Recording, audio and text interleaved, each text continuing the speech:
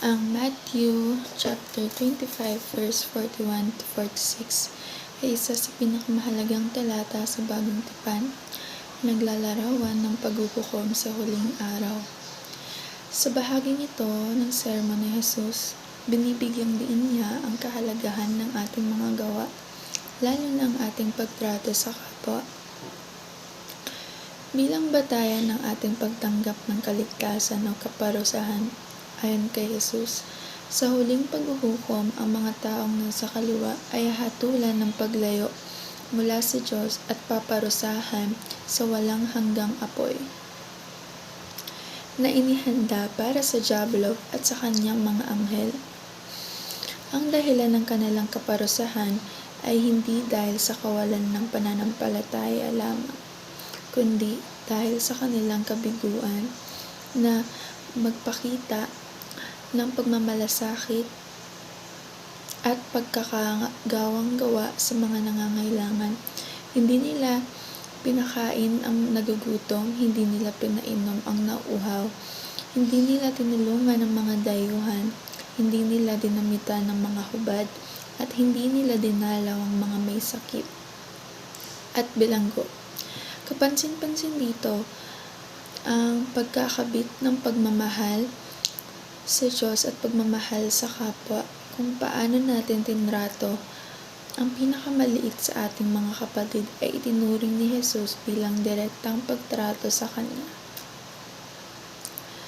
Ang talatang ito ay may kaugnayan din sa teolohikong diskurso sa pagitan ng tradisyonal na pananaw ng walang hanggang pagpapahirap sa impyerno at ang anihilyatism at hinalitism na naniniwala na ang mga makasalanan ay mawawala o mapupuksa matapos ang paghuhukom kaysa magdusa ng walang hanggan.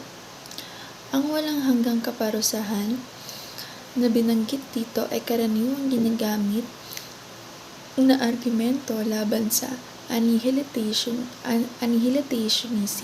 ngunit ito rin ang maaring ipakahulugan bilang pagtukoy sa epekto ng parusa na permanente sa halip na literal na walang katapusang pagdurusa.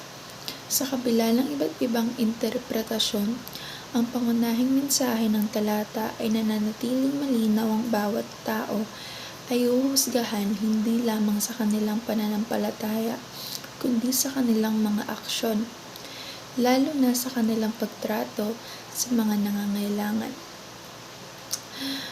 Mula sa talatang ito, maraming mahahalagang aral na maaring makuha.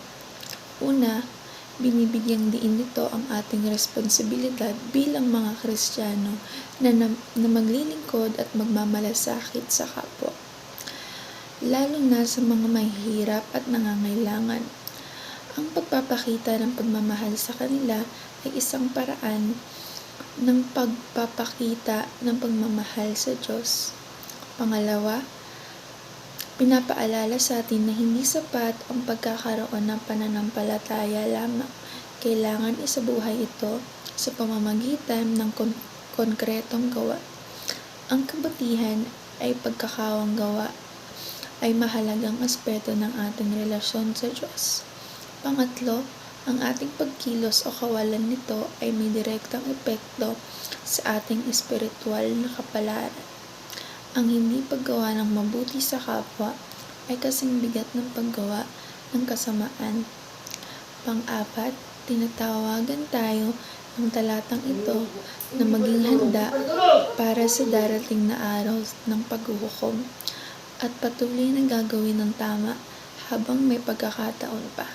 At ang panghuli naman, ang talatang ito ay nagbibigay inspirasyon sa pagbabago ng ating mga buhay na sikapin nating maging mabuti, hindi lamang sa salita kundi sa gawa.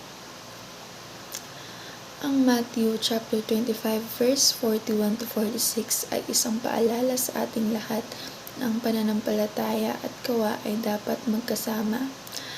Habang pinagninilayan ang talatang ito, dapat nating tanungin ang ating sarili, paano ko maipapakita ang aking pagmamahal sa Diyos sa pamamagitan ng pagmamahal sa kapwa? Ano ang ginagawa ko para sa mga nangangailangan? At ang mga sagot sa mga tanong na ito ay maaaring maging gabay natin tungo sa isang mas makabuluhan at maka-Diyos na pamumuhay.